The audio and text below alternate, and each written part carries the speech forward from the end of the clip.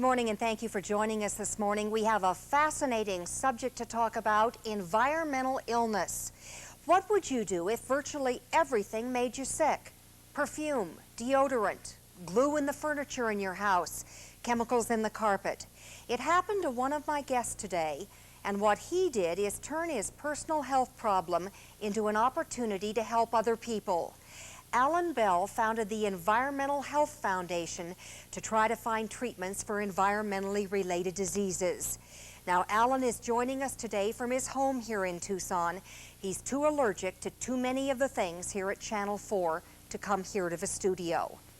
But joining me in the studio is Dr. Iris Bell.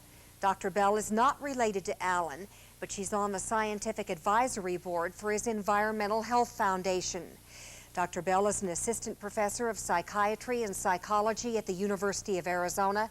She's written articles and is doing research on environmental illness. Alan, to get us started this morning, tell us what happened to you. Just a couple of years ago, you were a powerful Florida, an attorney. You were an athlete living what you call the American dream. What happened? Well, I was living the American dream by most people's standards. I was happily married, new baby girl, new house, new cars, ski vacations, promising career as a trial attorney. Sandy, I was formerly assistant state attorney for the state of Florida in the organized crime unit, prosecuting various organized crimes, including clubbing and cartel, drug rings, murder, you name it. Well, the story goes, I went out into private practice, and the building that I was in, where my law practice was located, underwent a major renovation. It just so happened that at the time my law building was undergoing renovation, my home was as well. Sandy, I don't know if you're familiar with what happens when things are renovated, but you introduce glues, adhesives, other toxic materials in an indoor environment which could make people who are susceptible to these type of things ill. This illness in these indoor atmospheres are otherwise known as sick building syndrome. That's precisely what happened to me. I continued going into the building. My health deteriorated to the point where I became totally disabled. My immune system became damaged, and what ultimately happened is I became sensitive to many, many things in the environment. That's the reason why I'm not in your TV studio today. To look at you, you look really healthy. You're a handsome young man. How do you feel? How does perfume or deodorant or carpet or things like that make you feel? Well, it depends on the particular person. As far as I'm concerned, it affects me in the respiratory system. They call it reactive airway disease. It could affect me digestively with severe fatigue and other system organs and other systems in the body. I have to point out that what's happening with me is essentially what's happening to many of our Gulf War veterans who have returned home from Operation Desert Storm. I want to ask Dr. Iris Bell about that. How common or unusual is what's happened to Alan? That's a very difficult question right now, surprisingly, with the state of our research. It is apparently increasingly common in our society for people to start having problems from the chemicals around them. There's actually been very limited work to find out in the general community how many people have the problem. In some of my surveys here in the greater Tucson area, what I found is that about 1% of the college students or less, or about 4% of the elderly, and neither of these groups are in the workforce, tend to have very, very severe problems that might actually lead to disability of some type.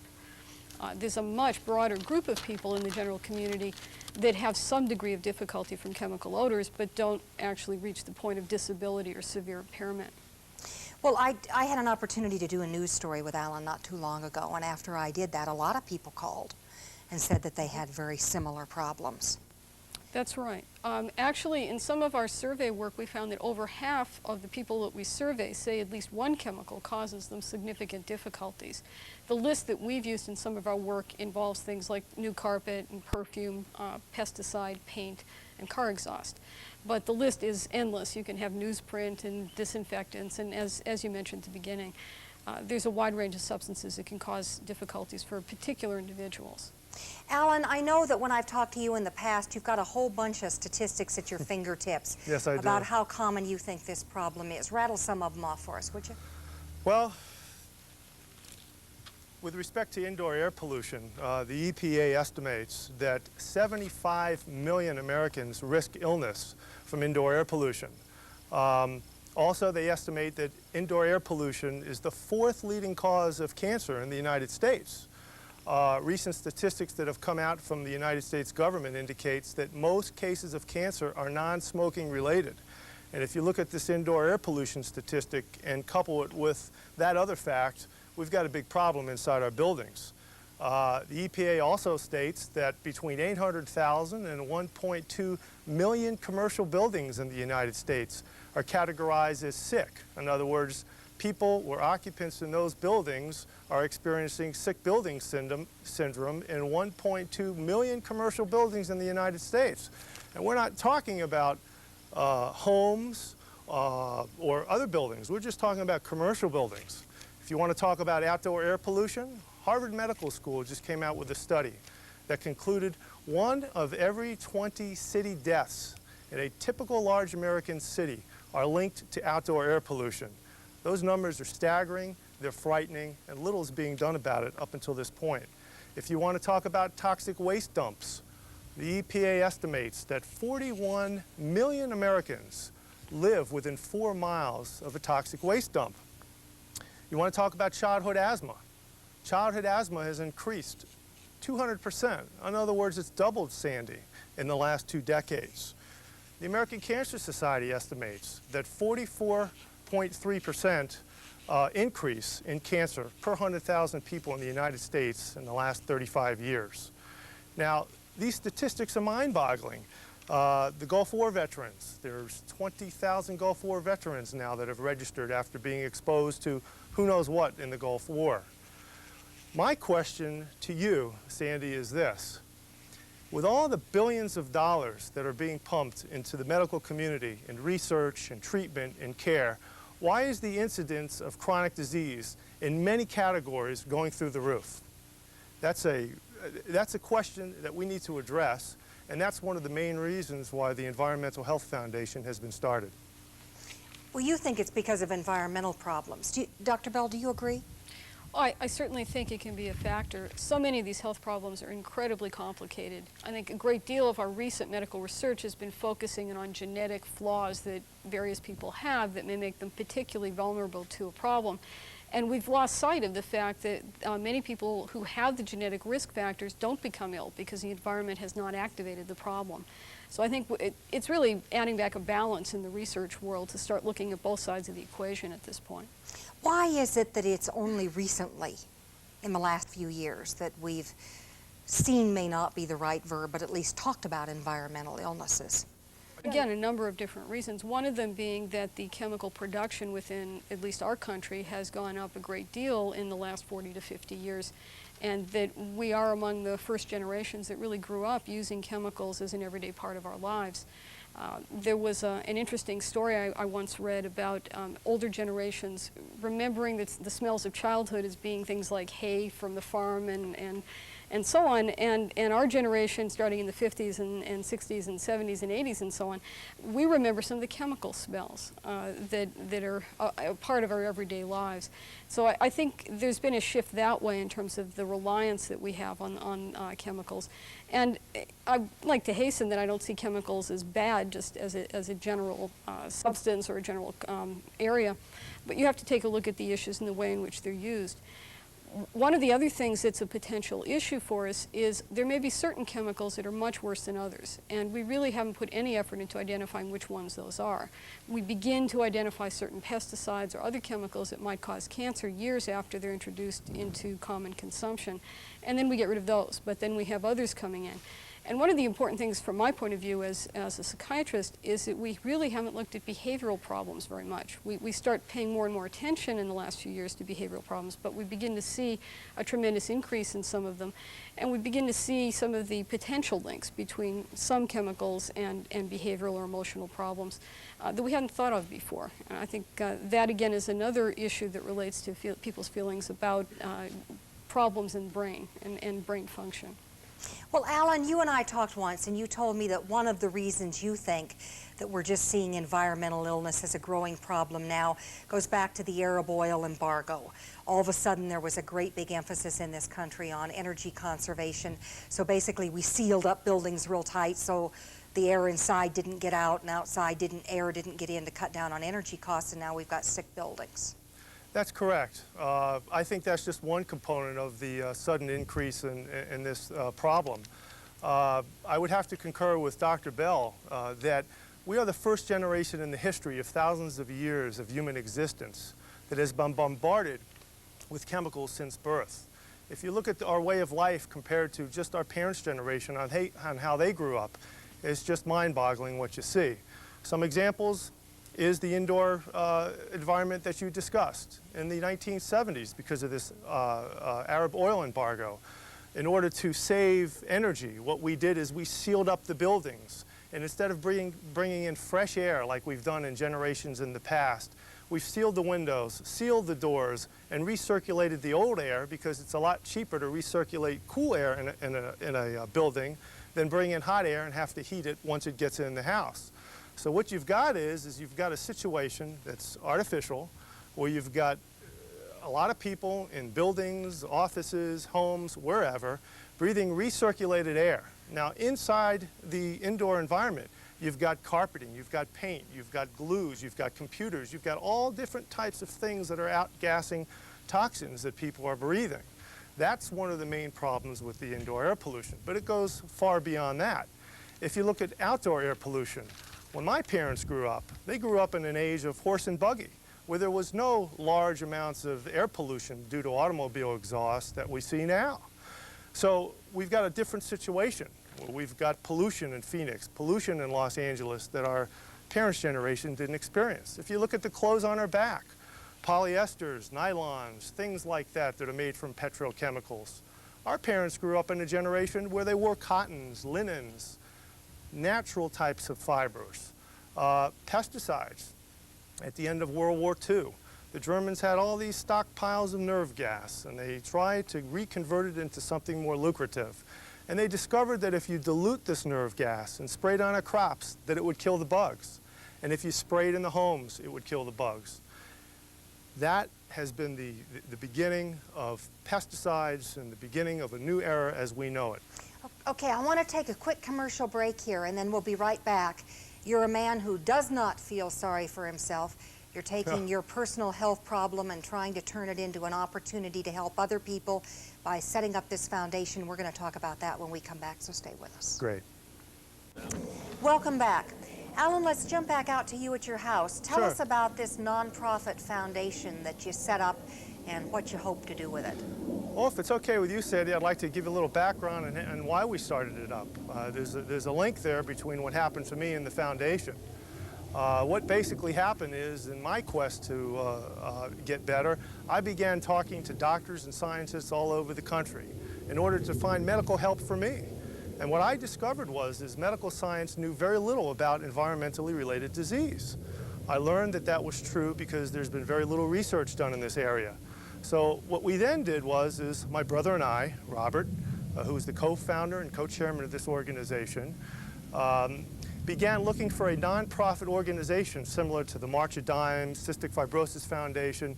And the purpose of our search was to find an organization that focused on funding medical research of environmentally related diseases so we can donate money to them for research. And we were shocked to learn that no such organization existed. With all the environmental organizations out there to save the whales and the birds and the trees, none that focuses on treatment and cures of environmentally related disease for the humans. Dr. Iris Bell is one of the members of your scientific advisory board. Yes. Yes. It's really made up. Alan, I want to talk to Iris here for a second. A lot of prominent people are on this board. Yes. Why did you join? I mean, it's such a new area. There's no foundation like this anywhere else in the country. So that makes it new, which probably makes it controversial. Why did you join this?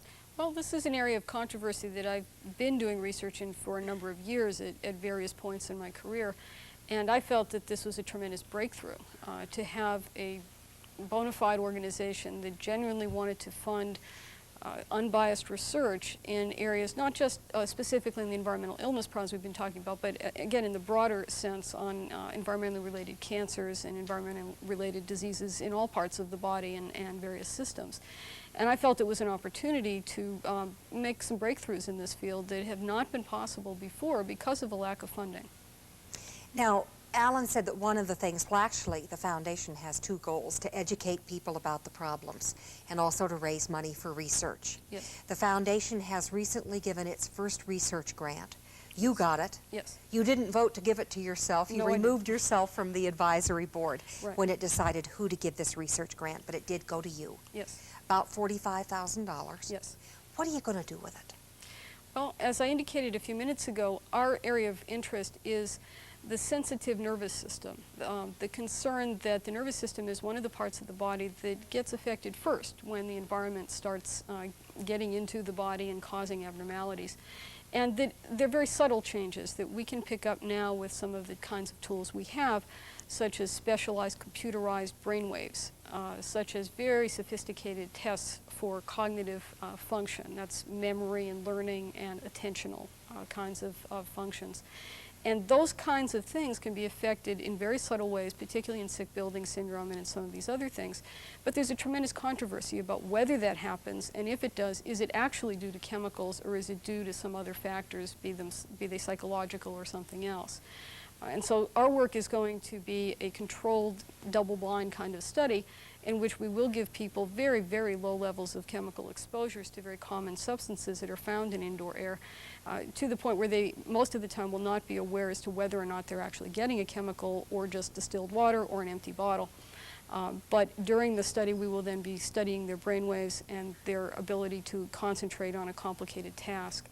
We'll also be interviewing them at great length to make sure we understand more about their medical past history, their psychiatric past history, and really documenting the entire health history of that individual as we study them. Some people believe that environmental illnesses are a mental problem, not a physical problem. Is that what you're trying to figure out here? Yes, it is. And it's a very complicated and controversial area in itself. There is some evidence in previous studies that have been done that there's an increased rate of some psychiatric problems, at least after the onset of the illness. But of course, that could be coming from the tremendous psychological burden that a person has when they're chronically ill and society doesn't even accept them or make provision for them. There's another more interesting possibility, which is that the chemicals themselves cause the brain to malfunction. And that's the hypothesis that we already have some preliminary evidence that may be going on. I don't know that this is necessarily the entire explanation. In fact, I wouldn't be at all surprised if there's a very complicated mixture of biological effects of the chemicals and psychological responses to the overall environment in which the chemicals are received. You are looking for some women. Yes, we are. You're looking for women to help you with this research project. Yes. Who do you want? And we're going to throw up a phone number here Great. at the end of the program where people can call. Excellent. We're going to be starting a new research project funded by the Environmental Health Foundation in which women between the ages of 30 and 50, some of whom feel that they do have some health problems related to environmental chemicals and some of whom feel they do not, will be invited to participate in this study. It'll be essentially a 3-session study, so we'll be asking people to do a lot in terms of having standard medical history and physical exam, a psychiatric interview, filling out questionnaires, but then we'll have 2 laboratory sessions in a special house that we have that is air filtered and prepared so that we can give these chemical exposures safely and record the effects on the brainwaves as we do it. Okay, and basically people can call your office and Yes. volunteer for the project. Yes, the number that you're going to show has an answering machine connected to it 24 hours a day, and we'll be happy to call people back and ask them a few basic questions to see whether they qualify for the study. Okay, if you're interested, get your pencil ready. We'll give you that phone number at the end of the program. Alan, back to you. Okay. What do you have to say to people who say it's all in the mind and it's not physical? Well, first of all, I'd like to point out that we're talking about a broad spectrum of different diseases here. We're talking about traditional diseases that have already been linked, uncontroverted, cancer, autoimmune syndromes. The documentation is there, the research is there. So when we say environmentally related disease, we're talking about a whole broad spectrum of diseases. The best way I might be able to illustrate this point is this. If you take 100 people and you put them in a room and you gas them with chemicals, toxic chemicals that are known to cause various types of disease, and you follow these 100 people over the next 20 or 30 years, you're going to find a whole broad spectrum of different diseases manifesting that could be related to that initial insult. And depending on each individual's biochemical fingerprint, in other words, the missing or the weakest link in their body, that could be the disease that they come up with 10 to 20 years later. My particular problem is just one particular illness.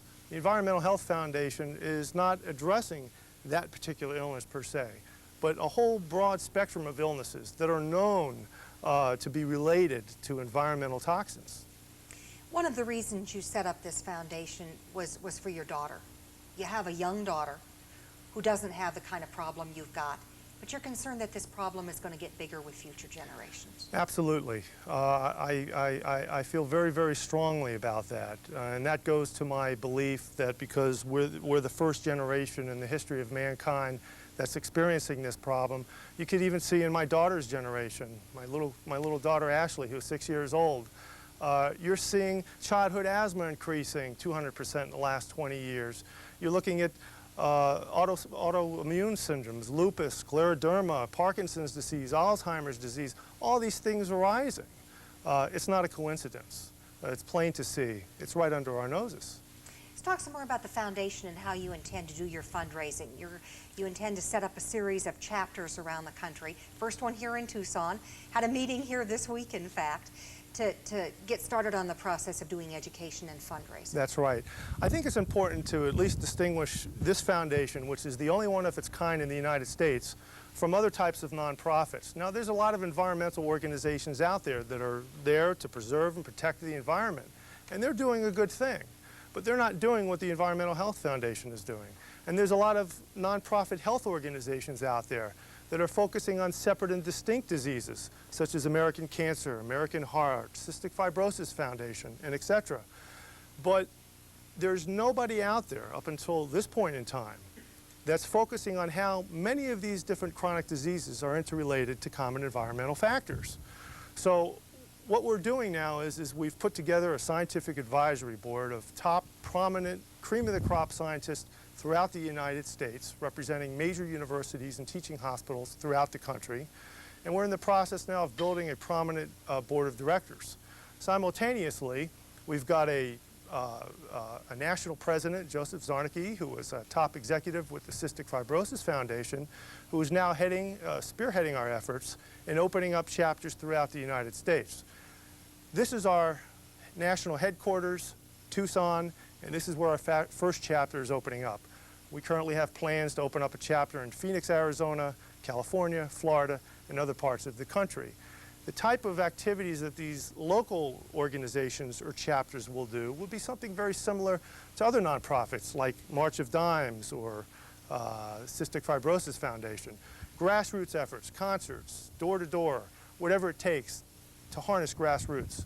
But simultaneously with that, we're looking at corporate America, top executives who could really go to bat and bring in big dollars for medical research at universities across the country.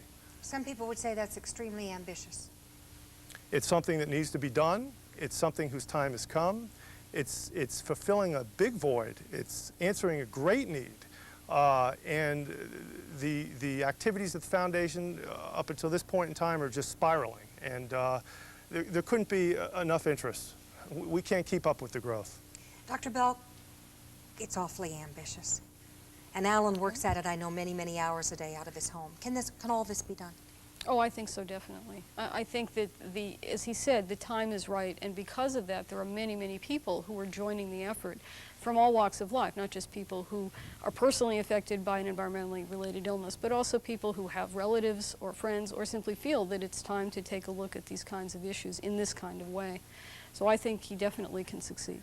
He mentioned the veterans who came home from Desert Storm. Yes. Who've had environmental problems. Does that help focus some attention on this? I know Congress has been talking about their dilemma. I think, unfortunately for the veterans, this particular problem may be one of the breakthrough events of this field at this point. As we've been indicating, the particular problem of environmental illness is so controversial that until it affected people that we wouldn't usually expect to develop this problem, there wasn't as much attention given to it within this particular national community. And unfortunately for the veterans, they have been the harbingers of the problem. They're the ones that are showing up with the difficulty that men don't usually get, and certainly not healthy men who can participate in the military. So it's a great concern as to whether there was anything involved in the chemical exposures that have caused this problem, and that in itself is a major controversy right now. Okay, Alan, we just got about a minute left. You want to wrap it up for us here tonight? Let me just follow up on this last thought.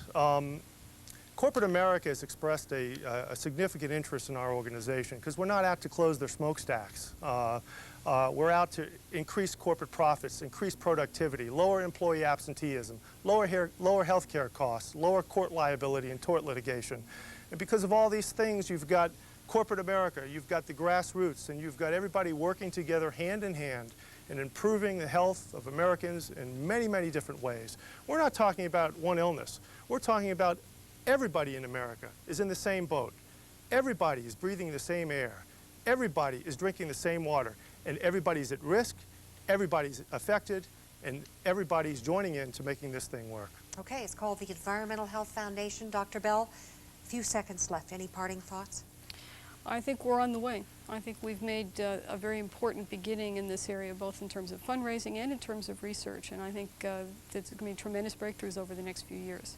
Okay, thank you very much for joining me today. Alan, thank you for joining me. Thank you, Sandy. And we want to leave you with a couple phone numbers. First of all, we've got a phone number for the Environmental Health Foundation.